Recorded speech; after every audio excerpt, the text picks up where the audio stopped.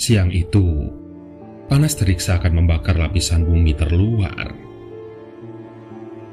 Bu Arya sedang duduk bersantai di teras rumah sambil menemani sang buah hati. Dimas, bocah usia 5 tahunan itu asik bermain tanah dengan wadah mainan miliknya. Semilir angin yang berhembus seakan menyamarkan panas sang surya. Dimas adalah anak sulung dari pasangan muda yang hidup sederhana. Dia berkembang seperti anak seusianya. Namun ada yang ganjil. Bocah sekecil itu sering bercerita tentang sesuatu yang tak terlihat oleh mata biasa. Beberapa kali dia meracau melihat orang-orang yang sudah tiada.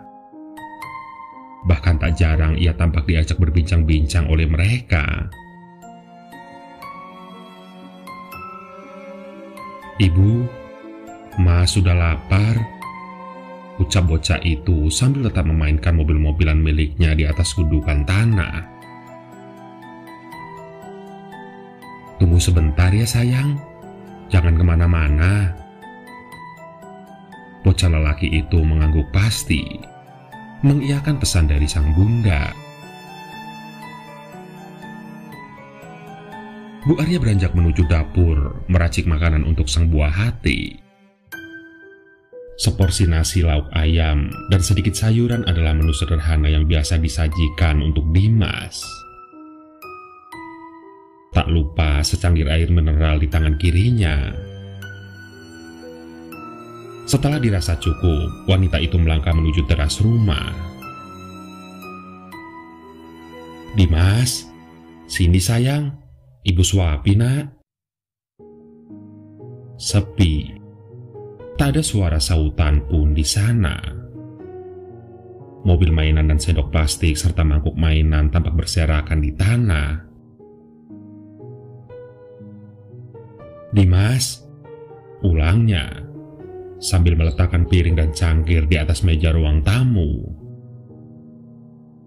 "Sayang, jangan main-main."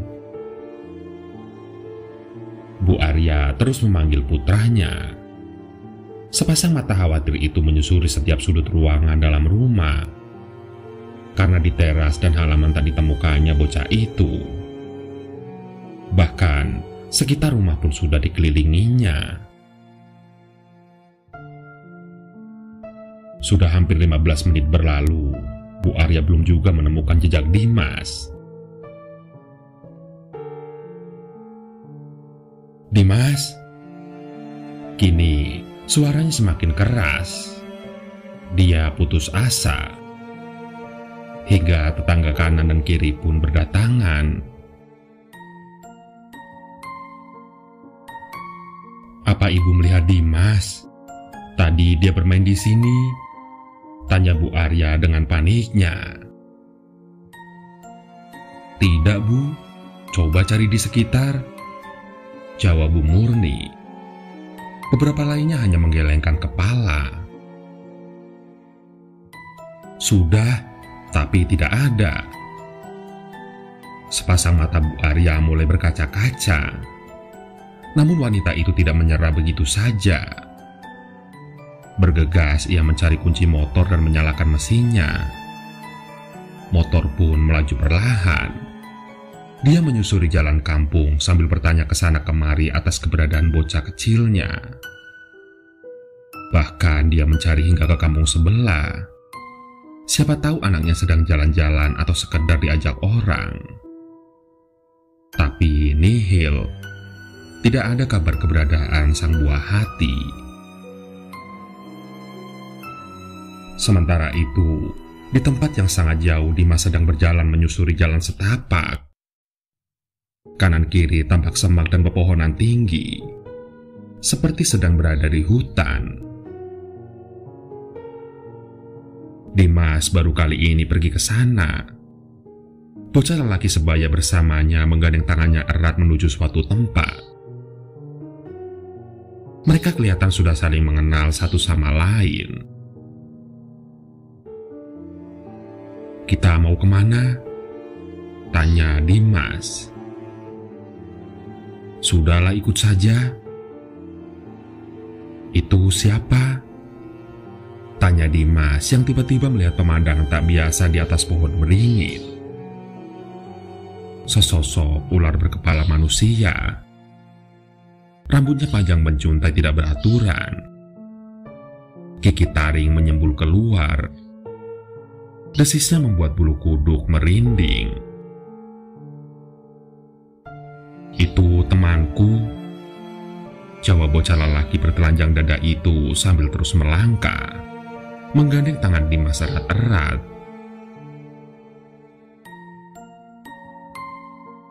Kalau yang itu siapa?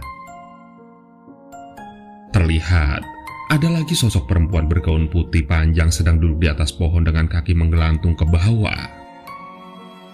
Wajahnya pucat pasi. Sepasang matanya pun merah menyala. Senyumnya menyeringai. Itu juga temanku. Yang itu? Lagi-lagi Dimas bertanya dengan polosnya. Sosok laki-laki berambut gimbal berperut buncit sedang melintas di hadapan mereka berdua. Semuanya temanku. Sudah, abaikan saja. Kita main yuk. Dimas terus berjalan tanpa alas kaki mengikuti langkah temannya itu. Banyak sosok aneh berseliweran dan tampak menakutkan. Namun, bagi Dimas itu adalah pemandangan biasa. Di bawah pohon rindang, telah menunggu beberapa lelaki seusia Dimas untuk bermain bersama. Mereka semua hampir sama dalam penampilan. Kepala gundul, hanya memakai celana pendek, tanpa alas kaki, dan berwajah pucat. Sepasang matanya pun tampak berhias lingkaran menghitam seperti mata panda. Tapi bagi Dimas itu pun hal biasa. Dia tidak merasa takut sama sekali, bahkan sangat menikmati bermain bersama mereka.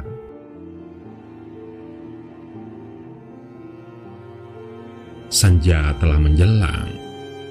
Bu Arya pulang ke rumah dalam keadaan lemah lunglai. Ia terduduk di sofa dengan air mata yang mengalir deras hingga membasahi kerudungnya yang lusuh. Berbagai pikiran buruk berkecamuk. Bagaimana jika Dimas diculik lalu dijual? Bagaimana jika benar kasak-kusuk bahwa Dimas dibawa lelembut ke dunianya dan tak pernah kembali? Pak Arya yang baru pulang bekerja telah mendengar berita itu dari kerabat dekat. "Di mana kamu, Nak? Pulang, Nak," gumam Bu Arya di antara isak tangis. "Tenang, Dek, sabar. Nanti kita cari lagi ya. Berdoa, semoga anak kita baik-baik saja." Pak Arya berusaha menenangkan istrinya. Semua yang hadir turut mengamini ucapan Pak Arya.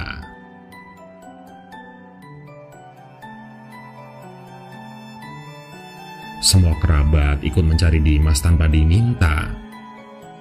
Namun, keberadaan Dimas belum juga mendapatkan titik terang.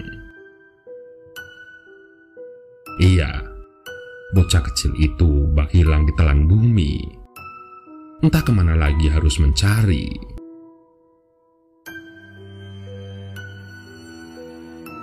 Singkat cerita, seorang tetangga telah mengabarkan berita kehilangan Dimas itu pada orang pintar. Dikatakan bahwa bocah itu sedang jalan-jalan. Dikhawatirkan pula jika ia tersesat dan tidak bisa kembali pulang. Entah apa maksudnya. "Bu, kita baca-baca doa saja," ajak Bu Ais dengan kesungguhan hati. Bu Arya hanya memandang lurus dengan tatapan kosong. Ia terus saja meratapi putranya, menyesali peristiwa yang terjadi. Di tengah kepanikan dan suara lantunan ayat suci, hal tak terduga mengejutkan mereka yang sedang sibuk menenangkan Bu Arya. Tiba-tiba sosok Dimas muncul di depan pintu. Sontak Bu Arya berhambur menyambut putranya itu dengan uraian air mata. "Ya Allah, Dimas anakku," puji syukur terucap tanpa henti. Dimas baik-baik saja, meski dalam keadaan kumal dan kotor. Yang tampak janggal, sepasang kaki bocah itu belepotan lumpur, juga tangannya. Padahal cuaca hari itu terang benderang, tidak sedang hujan. Sungai pun jauh dari rumahnya. Lantas, dari mana dia?